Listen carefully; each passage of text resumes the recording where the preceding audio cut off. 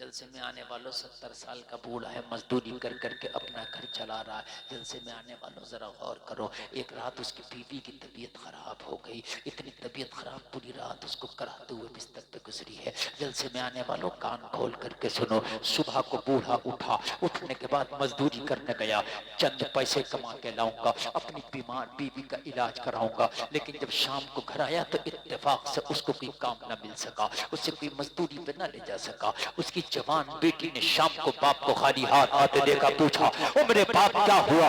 کہنے لگا بیٹی آج میں مزدوری کرنے گیا تھا، مگر میرے بڑھاپے کی وجہ سے مجھے کسی نے مزدور بنانا گوارا نہ کیا، میرے بڑھاپے کی وجہ سے کوئی مجھے کام پہ نہ لے جا سکا، خالی ہاتھ واپس آیا ہوں، آج تو گھر کا چولہا بھی نہیں جل سکتا، آج میری بیٹی تجھے فاقے سے سونا پڑے گا۔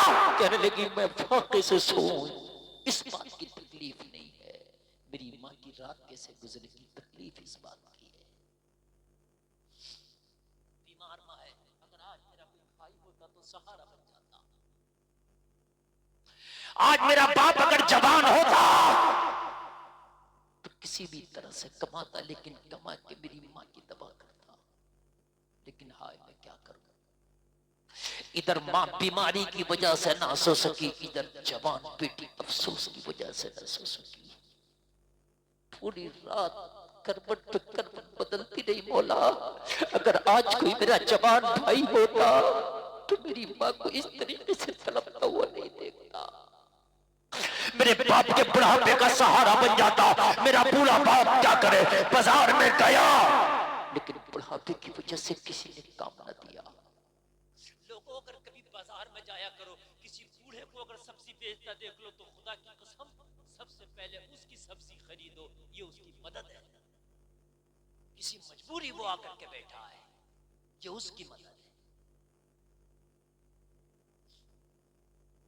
ماں کی تکلیف دیکھی نہ گئی، رات کے آخری حصے میں غلط فیصلہ کر بیٹھی، یہ جوانی ماں کے اوپر قربان کر دوں گی لیکن اس طرح سے تڑپتا ہوا نہیں دیکھ سکتی۔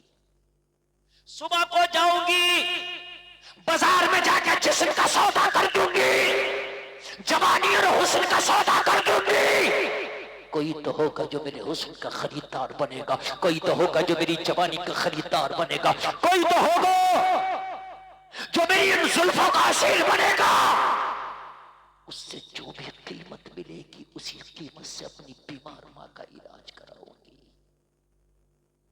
صبح ہوئی، ادھر سورج چڑھا، اس نے بناؤ سنگار کر کے، جلسے میں آنے والوں ذرا غور کرو، بناؤ سنگار کرنے کے بعد میں بازار میں جا کے کھڑی ہو گئی، جہاں اوباش لوگوں کا تانتا لگا رہتا تھا، جہاں پر عیاش لوگوں کا تانتا لگا رہتا تھا، جہاں پر جواری نفس کے پجاری جن کا تانتا لگتا تھا، اس بازار میں کھڑی ہو گئی جہاں جسم بیچے بھی جاتے تھے، جسم خریدے بھی جاتے تھے۔ بیٹی کو سرے بازار جا کے کھڑا کر، اسی لیے بار بار اسلام فوکس کرتا غریبوں کا خیال، بار بار اسلام فوکس کرتا غریبوں کا خیال رکھو۔ زکوٰۃ کا نظام اسلام نے اسی لیے رکھ دیا ہے کہ جب تو امیر زکوٰۃ نکالے گا تو غریب کا خیال خود بخود ہو جائے گا، نکالتے نہیں ہیں کیونکہ کبھی کبھی ایمان چھین لیتی ہے غربت، فاقے کبھی کبھی ایمان چھین لیتے۔ سرے بازار جا کر کے کھڑی ہو گئی، اعلان کرنا شروع کر دیا، کون ہے جو میرے جسم کا خریدار بنے گا، کون ہے میرے جو زلفوں کا خریدار بنے گا، کون ہے جو میرے حسن کا خریدار بنے گا، کون ہے جو میرے جسم کی بولی لگائے گا، کون ہے میرے حسن کی بولی لگائے گا، کون ہے جو میری زلفوں کا اسیر بنے گا۔ جلسے میں آنے والوں صبح سے شام ہو گئی، اس کا خریدار بننا تو دور کی بات، اس کو ہاتھ لگانا تو دور کی بات، اس کا جسم خریدنا تو دور کی بات، صبح سے شام تک کسی نے اس کی طرف نگاہ اٹھا کے بھی نہیں دیکھا۔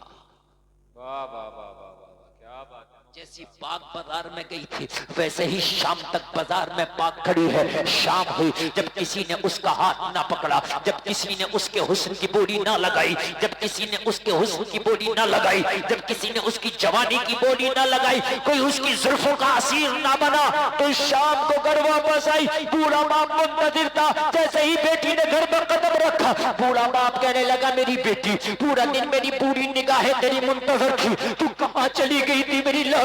ایک طرف تو تیری بیمار ماں کا صدمہ, دوسری طرف تیرا صدمہ کہ میری لاڈلی کہاں چلی گئی. کم سے کم تجھے دیکھ کے مجھے سکون ملتا ہے. اتنا کہا تو بیٹی کی چیخ نکل گئی.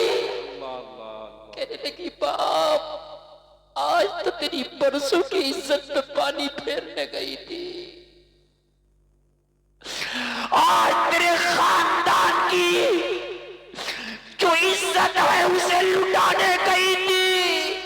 مجھے باپ ماں کا تڑپنا نہ دیکھا گیا, ماں کی بیماری تیرا بڑھاپا نہ دیکھا گیا. جسم کا سودا کرنے جسم کے بازار میں گئی تھی, مگر باپ تعجب کی بات تو یہ ہے کہ بنا و سنگار کر کے میں نے اپنے جسم کی بولی لگائی, میں نے اپنے حسن کی بولی لگائی, مگر حیرت کی بات یہ ہے اوباشوں میں کھڑی تھی, نفس کے پجاریوں میں کھڑی تھی, میں حوث پرستوں میں کھڑی تھی, مگر میرے بوڑھے باپ حیرت کی بات یہ ہے کہ میرے جسم کو نوچنا مجھے ٹچ کرنا تو دور کی بات, کسی نے میری طرف نظر اٹھا کے تک نہیں دیکھا. میں کئی ضرور تھی تیری عزت کا سودا کرنا, مگر میرے باپ پہ قسم کھا کے کہتی ہوں کہ تیری عزت کا میں سودا کر نہ سکی. میں گئی تو تھی اس جسم کی بولی لگانے, لیکن میرے جسم کا خریدار کوئی بن نہ سکا. میں گئی تو تھی کہ اس حسن کو بیچ کے ماں کا علاج کراؤں گی, مگر میرے حسن کا کوئی خریدار بن نہ سکا.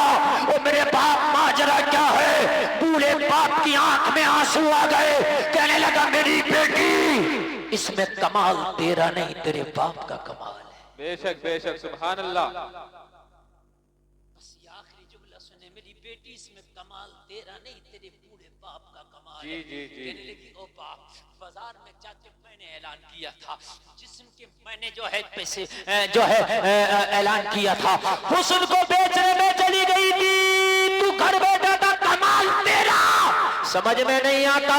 تو بوڑھے باپ نے کہا تھا بیٹی آج تک میں نے کسی کی بیٹی کو غلط نظر سے دیکھا ہی نہیں ہے, تو میری بیٹی کو کوئی غلط نظر سے کیسے دیکھ سکتا ہے؟